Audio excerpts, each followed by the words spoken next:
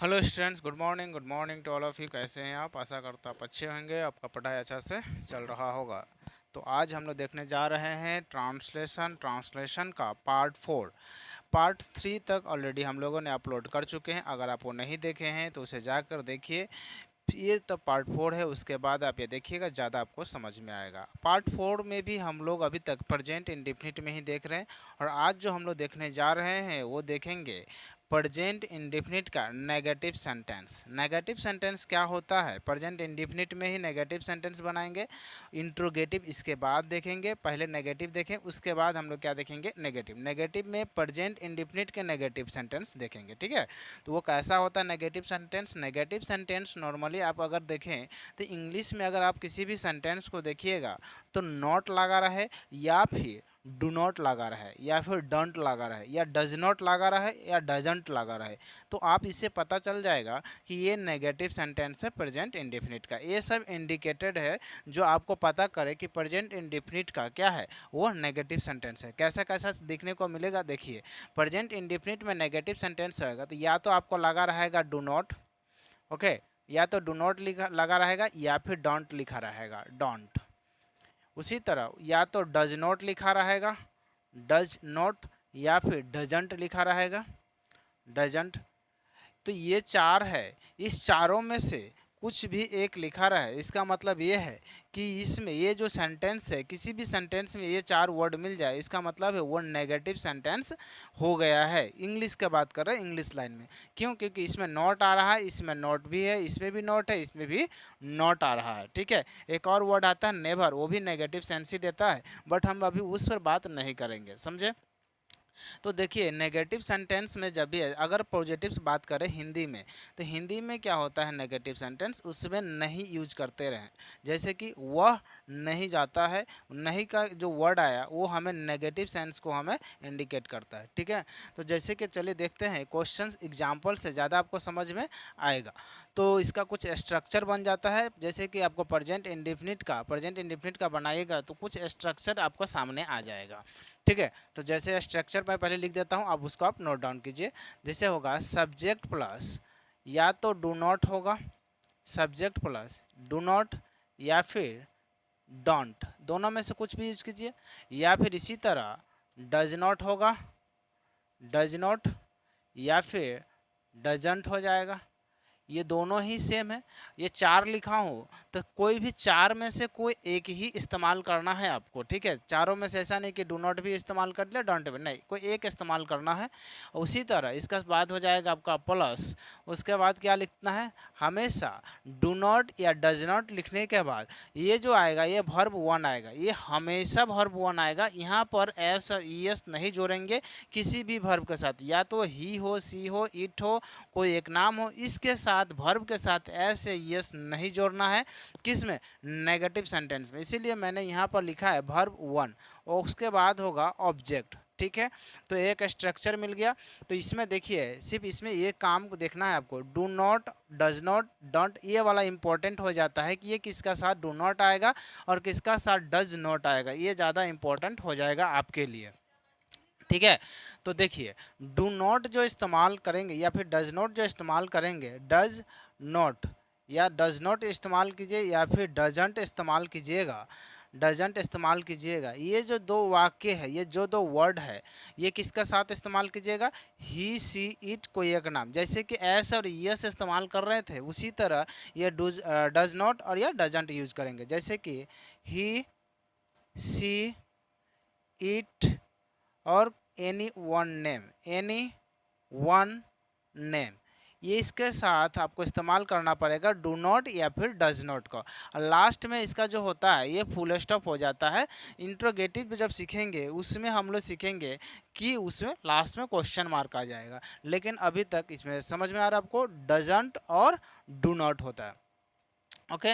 अब देखिए, sorry, doesn't और डज नॉट होता है। डू नॉट किसका, बाकी जो वर्ड होगा ही, she, it, any one name, यानी चार वर्ड को छोड़कर बाकी कुछ भी वर्ड मिल जाए उसके साथ आपको इस्तेमाल करना है डू नॉट या डंट।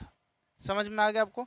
तो चलिए देखते हैं क्वेश्चंस पर हम लोग ज़्यादा समझेंगे। ये स्ट्रक्चर है, ये स्ट्रक्चर को आप क्या कीजिए, नोट डाउन कर लीजिए। फिर हम लोग देखेंगे क्वेश्चन, और कुछ क्वेश्चंस को इसी तरह से आप लोग बनाने का ट्राई कीजिएगा। ठीक है, चलिए देखते हैं कुछ क्वेश्चन। तो आप ये देख रहे हैं, ये क्वेश्चंस है और ये क्वेश्चंस में हम लोग अभी बनाने वाले हैं। तो क्वेश्चंस बनाएंगे अभी। चलिए देखते हैं। देखिए पहले क्वेश्चंस में क्या दिया हुआ, मैं नहीं खाता हूँ। तो देखिए जब लास्ट में देखिए ता है, ती है, ते हैं आदि शब्द हो, तो मैंने बताया था कि इसे हम लोग प्रेजेंट इंडेफिनिट में रखते हैं या इंडिकेट करते हैं। ये जो ता और ती, ते हैं, ये सब किस में इंडिकेट करता है, प्रेजेंट इंडेफिनिट को। ठीक है, तो ये प्रेजेंट इंडेफिनिट में है, लेकिन साथ में लिखा हुआ है मैं नहीं खाता हूँ। नहीं जो वर्ड है वो एक नेगेटिव सेंटेंस को इंडिकेट करता है। नेगेटिव मतलब ये जो भी इसमें क्या होगा, नॉट या फिर डू नॉट या डज नॉट या डजंट इस्तेमाल करना पड़ेगा। तो चलिए पहले स्ट्रक्चर हम लोग एक बार और लिख देते हैं। यह मैंने रफ कर दिया हूँ। अब रफ करके यहाँ पर देखिए क्या क्या होता है स्ट्रक्चर, यहाँ पर लिख देता हूँ। तो ये होता है subject plus do not, subject plus do not, या फिर डोंट, या फिर डज। डोंट हो गया, यहाँ पर लिख दिया तो अच्छे से लिख दिया। और डज नॉट, डज नॉट या फिर डजंट। उसके बाद ये वर्ब वन आ जाएगा। इस चीज़ को समझिएगा, ये लास्ट में क्या आ जाएगा, वर्ब वन, क्योंकि इसके साथ एस या यस नहीं लगेगा। ओके, और लास्ट में जो यूज हो जाएगा प्लस में ऑब्जेक्ट हो जाएगा। ठीक है, तो ये पूरा का पूरा स्ट्रक्चर रहेगा। अब इसी स्ट्रक्चर पर हम लोग नेगेटिव सेंटेंस का पूरा इस पर डिपेंडेड होगा। ठीक है, चलिए देखते हैं। मैं नहीं खाता हूँ, तो मैं का इंग्लिश में आ जाएगा आई। क्या हो जाएगा, आई। और आई के साथ मैंने अभी अभी बताया कि he, she, it, he, she, it, any one name के साथ क्या क्या इस्तेमाल होगा, डज नॉट और डजंट। कुछ एक जो भी कोई आप इस्तेमाल करना चाहते कर सकते हैं। तो ये जो है ही, सी, इट और कोई एक नाम के साथ ही इस्तेमाल कर सकता है, डजंट या फिर डज नॉट। यहाँ पर देखिए आई है, आई के साथ न तो यहाँ पर ही है, सी, इट, इसमें से आई नहीं है, इसीलिए यहाँ डज नॉट इस्तेमाल ना करके हम लोग इस्तेमाल करेंगे डू नॉट। ओके, तो बाकी ये जो चार वर्ड छोड़ के बाकी कुछ भी रहे, कुछ भी, ये सिर्फ चार वर्ड नहीं रहे, इस चार वर्ड को छोड़ कर कुछ भी रहेगा तो आपको इस्तेमाल करना है डू नॉट। ठीक है, तो मैं यहाँ पर लिख ही देता हूँ, बाकी के साथ, बाकी के साथ क्या इस्तेमाल करना है, डू नॉट। डू नॉट कीजिए या फिर डोंट कीजिए। ठीक है, ये चार वर्ड अगर आपको मिल रहा है तो डज नॉट कीजिए, और बाकी ये जो अगर नहीं मिल रहा है इसके सिवा तो ये इस्तेमाल करना आपको डू नॉट या फिर डोंट।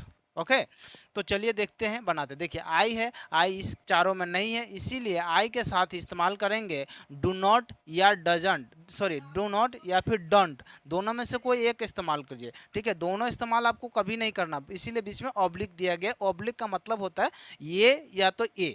ठीक है, तो आई के साथ हम लोग इस्तेमाल करेंगे do not, I do not, I do not.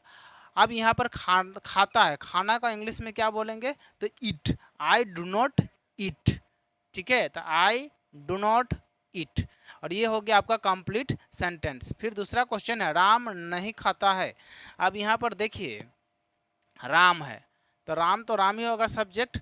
Subject क्या होता है, ऑब्जेक्ट क्या होता है, ऑलरेडी मैं प्रीवियस वीडियो में दे चुका हूँ, जो पिछले वीडियो है। ओके, तो यहाँ पर देखिए राम है, राम के बाद सब्जेक्ट आ गया, सब्जेक्ट के बाद क्या आएगा, राम एक नाम है, कोई एक नाम है, और कोई भी एक नाम जब आ जाए, राम एक अकेला नाम है, अगर राम के साथ श्याम आता तो क्या होता वो भी हम लोग देखेंगे।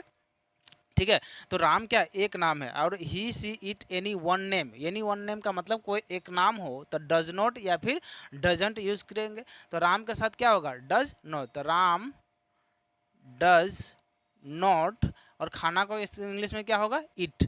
अब इस चीज़ समझिएगा कि इस इट के साथ एस नहीं लगाएंगे, क्योंकि इससे पहले आप सीखे हैं राम इट नहीं होता, राम इट्स होता है। कब, लेकिन वो होता है पॉजिटिव सेंटेंस रहेगा तब, लेकिन नेगेटिव सेंटेंस जब बनाइएगा तो उस इट के ये जो एस है उसके साथ नहीं, क्योंकि यहाँ पर ऑलरेडी हम लोग डज का इस्तेमाल कर चुके हैं, इसीलिए इसके इट के साथ एस नहीं लगेगा।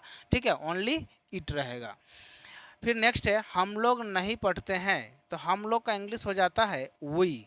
वी, अब वी है तो देखिए यहाँ पर ही सी इट कोई एक नाम है, वी तो है नहीं, तो बाकी के साथ लाएंगे do not, we do not.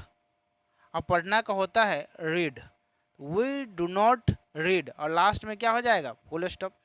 तुम स्कूल नहीं जाते हो, तो यहाँ पर क्या हो जाएगा देख लेते हैं, तुम का हो जाएगा यू। अब जाना का देखिए इस यू के साथ क्या होगा, डू नॉट होगा या डज नॉट होगा, तो यू के साथ होगा डू नॉट, तो यू डू नॉट। और जाना का इंग्लिश होता है go, you do not go, और कहाँ नहीं जा रहा है, स्कूल, तो you do not go to school. Okay. अब नेक्स्ट है गाय मांस नहीं खाता है, तो गाय मांस नहीं खाता है, तो इसका इंग्लिश क्या हो जाएगा आपका, गाय, गाय का क्या हो जाएगा इंग्लिश, काऊ, क्या हो जाएगा, काऊ। अब यहाँ पर ये देखना है गाय कितना है, गाय यहाँ पर कितने का इंडिकेट कर रहा है, देख लेते हैं क्वेश्चन, देख आप देख रहे हैं, तो गाय का कितना दिया हुआ, एक, इधर में कितना दिया गाय, एक से अधिक, इसी दोनों में आपको अच्छा से देखना है। तो देखिए काव अगर एक रहे तो आपको हमेशा डज नॉट लिखना है, अगर एक से ज़्यादा रहे तो आपको डू नॉट इस्तेमाल करना है। तो काव एक है तो एक का साथ क्या होगा, डज नॉट, तो काव डज नॉट। अब यहाँ पर खाना को इंग्लिश में बोलता है ईट, काव डज नॉट ईट। अब क्या, मांस, मांस का क्या हो जाएगा, मीट, MEAT, तो काव does not eat meat. Okay, तो काव डज नॉट ईट मीट, तो गाय मांस नहीं खाता है। ओके। नेक्स्ट है गाय मांस नहीं खाता है, तो गाय का मतलब होता है एक से ज़्यादा का बात कर रहा है, गाय एक था, यहाँ पर है गाय एक से अधिक, तो यहाँ पर क्या हो जाएगा, काउज, क्या हो जाएगा, काउज, COW, इसमें लग जाएगा S, क्यों, क्योंकि एक नहीं है, एक से ज़्यादा है, तो काउ अगर एक रहे तो काउ, अगर एक से ज़्यादा रहे तो काउज, क्योंकि एक से ज़्यादा को क्या बोलता है, काउज, काउज। अब यहाँ पर देखिए एक से ज़्यादा है तो डज नॉट इस्तेमाल नहीं करेंगे, यहाँ इस्तेमाल करेंगे डू नॉट, तो cow do not, do not eat meat. Okay. और ये आपका क्वेश्चन 6 क्वेश्चन बनकर तैयार हो गया, और आप इसे नोट कीजिए, है ना। तो देखिए क्वेश्चन नंबर 7, देखिए क्वेश्चन नंबर 7 में क्या है, क्वेश्चन नंबर 7 है राम और श्याम नहीं पढ़ता है, राम और श्याम इस बार नहीं पढ़ता, एक नहीं है, दो का बात कर रहा है, ठीक है। तो राम यहाँ पर क्या हो जाएगा, राम एंड श्याम, राम एंड श्याम नहीं पढ़ता है, तो यहाँ पर हमें नहीं का इंग्लिश लाना पड़ेगा, डू नॉट या फिर डज नॉट। तो यहाँ पर देखिए कोई एक नाम रहता तो हम लोग क्या लाते हैं, डज नॉट, एक से ज़्यादा है तो क्या लाएंगे, डू नॉट।